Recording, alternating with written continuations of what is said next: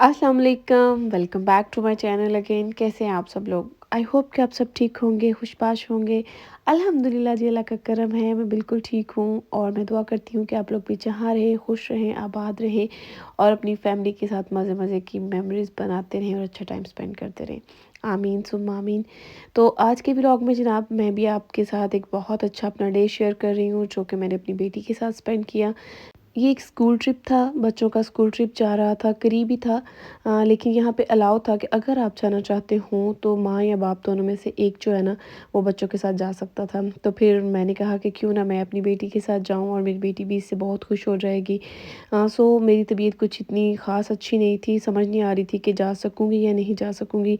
लेकिन मेरी 100% कोशिश थी कि मैं बच्चों के साथ जाऊँ और मैंने इरादा कर लिया, तो बस फिर तबीयत भी काफ़ी बेहतर हो गई। तो आज हम लोग गए हैं वहाँ पे। ये एक सी लाइफ है, यहाँ पे बना हुआ है, इंडोर है और ये बहुत ही मज़े की जगह है। पहले भी हम यहाँ पे जा चुके थे बच्चों के साथ।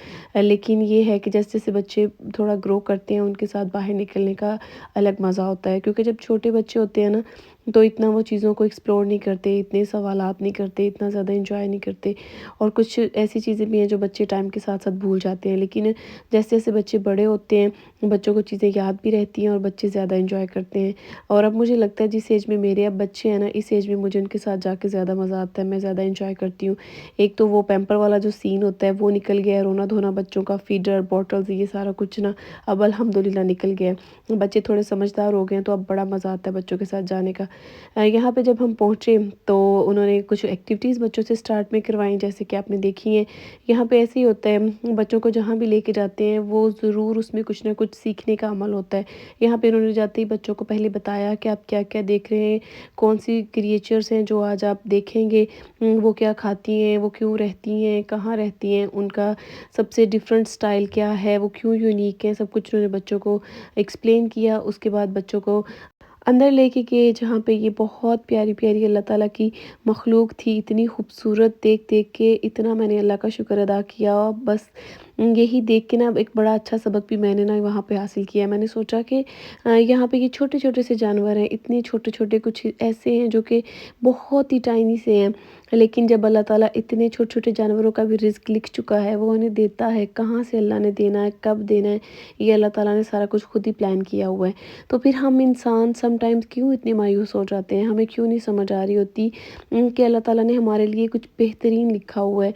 कोई हमारी दुआ कबूल नहीं होती है, कोई हम ख्वाहिश कर रहे होते हैं, जब वो पूरी नहीं होती तो हम बिला वजह परेशान हो जाते हैं, हमारा दिल रोने लग जाता है, हम छोटी-छोटी बातों को लेके बैठ जाते हैं। लेकिन हम ये नहीं सोचते कि अल्लाह ताला जब एक परिंदे, एक जानवर को भी रिज़्क देता है, उसके भी मसाइल हल करता है, तो हम तो फिर इंसान हैं। ये कैसे हो सकता है कि रब ताला की ज़ात हमें भूल जाए?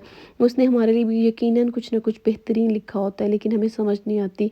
ये समझने में काफ़ी टाइम गुज़र जाता है। जब काफ़ी टाइम गुज़रता है ना, पीछे जब हम मुड़ के देखते हैं, फिर हमें एहसास होता है कि नहीं, अगर वो फ़लाँ चीज़ जो मैं अपने रब से माँग रहा था, अगर वो मेरा रब मुझे अता कर देता, तो ये जो अब मुझे बेहतर से भी बेहतरीन चीज़ मिली है, फिर मेरे पास ये नहीं होनी थी। कभी-कभी सीरियसली पर्सनली भी मैं बात कर रही हूँ, ऐसा होता भी है, सुना भी है कि हम जब सोचते हैं कि अच्छा फ़लाँ चीज़ मैंने माँगी थी या वो मेरी ख़्वाहिश थी, वो मेरी पूरी नहीं हुई थी, तो हम हैरान हो जाते हैं कि रब ने अगर वो एक ख़्वाहिश पूरी नहीं की थी, तो उसके बदले में तो अल्लाह ताला ने मुझे क्या से क्या नवाज़ दिया। ये बातें हैं तो बड़ी ही समझने वाली, लेकिन टू बी ऑनेस्ट इनको समझने में टाइम लगता है। एक वक़्त होता है जब हमें इन चीज़ों की समझ नहीं होती, कदर नहीं आ रही होती, लेकिन आहिस्ता-आहिस्ता फिर भी आपकी लाइफ़ में वो टाइम भी आ जाता है, जब आपको समझ आती है, फिर आप पीछे मुड़ते हैं और फिर आप हैरान हो जाते हैं और फिर शुक्र का एक टाइम आता है, फिर हम शुक्र करते हैं। तो बस कोशिश करनी चाहिए कि ये बातें थोड़ी जल्दी समझ आ जाएँ। ऐसी बहुत सारी मिसालें हमारे आस-पास होती हैं, बहुत सारी चीज़ें हो रही होती हैं। शायद ये सब कुछ हमें समझाने के लिए हमारे सामने आता है, लेकिन हम इंसान हैं, हम नहीं समझते। तो यहाँ पे जाके ये बात फिर से मेरे ज़हन में ताज़ा हुई कि हमें अल्लाह का शुक्र अदा करना चाहिए कि अल्लाह ताला ने क्या कुछ बनाया और हमें क्या कुछ अता किया। बिल्कुल जी। और यहाँ पे देखिए जनाब, यहाँ पे सारी आप देख रहे हैं कितनी प्यारी-प्यारी क्रिएशंस हैं, बड़ा अच्छा लग रहा था। साथ-साथ उन्होंने बहुत इन्फॉर्मेशन भी लिखी हुई थी छोटी-छोटी जगहों पे, और साथ-साथ टीचर्स जो थी वो भी बच्चों को एक्सप्लेन कर रही थी, और बच्चों के साथ-साथ मुझे खुद ही सारा कुछ देखने का बड़ा मज़ा आ रहा था।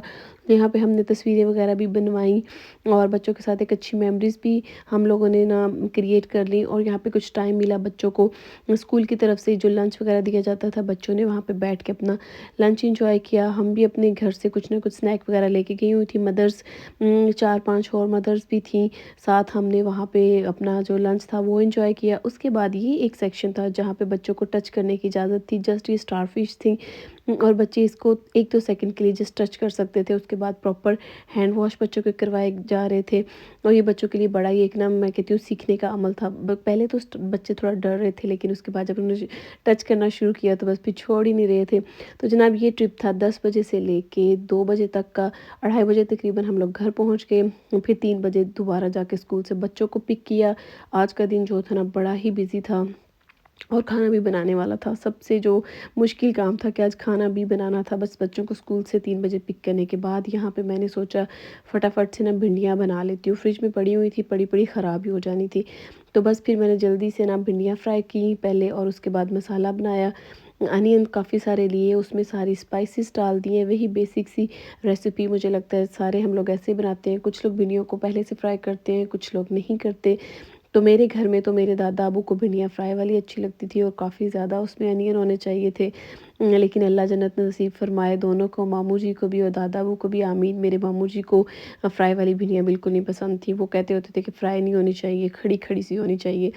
تو ہر کسی کی اپنی پسند ہوتی ہے. لیکن ہمارے گھر میں بھنڈیوں کے معاملے میں میرے دادا ابو نا تھوڑے اس طرح تھے کہ ان کو نہ ہی بہت جڑی ہوئی بھنڈیاں اچھی لگتی تھی اور نہ ہی بہت کچی. تو آج مجھے اپنے دادا ابو نا بڑے یاد آ رہے تھے, بلکہ دادی اماں بھی یاد آ رہی تھی. دادی اماں کیوں یاد آ رہی تھی وہ میں آگے جا کے بتاتی ہوں. تو بس یہاں پہ میں نے بہت سارے اس میں ٹماٹر ڈالے ہیں, ساتھ ہی میں نے روٹیاں بنانا بھی شروع کر دی.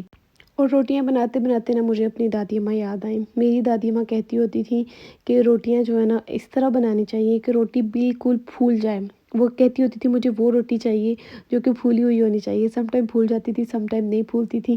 تو بڑا مزہ آتا ہوتا تھا. ان کو پتہ نہیں کیسے روٹی کو دیکھتے پتہ چل جاتا تھا کہ روٹی جو ہے نا وہ پھولی ہوئی ہونی چاہیے اور توے کے اوپر ہو یا نیچے کوئلوں وغیرہ پہ سیک کے ہو, لیکن روٹی پھولی ہوئی ہونی چاہیے تھی. ہمیشہ وہ کہتی تھی میرے لیے اسپیشل وہی روٹی ہونی چاہیے. اور یہاں پہ مجھے آج میری دادی اماں اتنی یاد آ رہی تھی کیونکہ یہ جو روٹیاں پکانے کا اور سکھانے کا عمل تھا نا ہمارے گھر میں, یہ میری دادی اماں نے سکھانا شروع کی تھی. سب سے بڑی سسٹر کو انہوں نے سکھائی تھی اور ہمیں تو آتی نہیں تھی, بس بڑی سسٹر کو آتی ہوتی تھی. لیکن دادی اماں اکثر ہمیشہ انکریج کرتی ہوتی تھی کہ روٹیاں بنانا سیکھ لو, روٹیاں آنی چاہیے. اور آج میرا دل کر رہا تھا کاش میری دادی اماں ہوتی, میں ان کو بتاتی کہ دیکھیں آپ کی بیٹی نے کتنی پھولی روٹی بنائی ہے. اور بار بار میرا دل بس یہی کر رہا تھا. اس کے بعد جناب یہاں بھنڈیاں ہو گئی تیار اور جو ایکسٹرا آئل ہے وہ ہم نے نکال لینا ہے کیونکہ وزن بھی کم کرنا ہے. ہسبینڈ چاہتے ہیں کہ آئل ہونا چاہیے اور مسز چاہتی ہیں کہ نہیں ہونا چاہیے. تو میں اپنے لیے سالن جو ہے نا ایسے کر لیتی ہوں, پھر سارا آئل ایک طرف آ جاتا ہے. پھر میں بعد میں اینڈ پہ سالن کھاتی ہوں جس میں آئل بالکل بھی نہیں ہوتا ہے. تو ساتھ ساتھ اپنی ہیلتھ کا بھی خیال رکھنا چاہیے. یہی تھا میرا آج کا چھوٹا سا ولاگ. اجازت دیجیے, پھر ملیں گے. اللہ حافظ.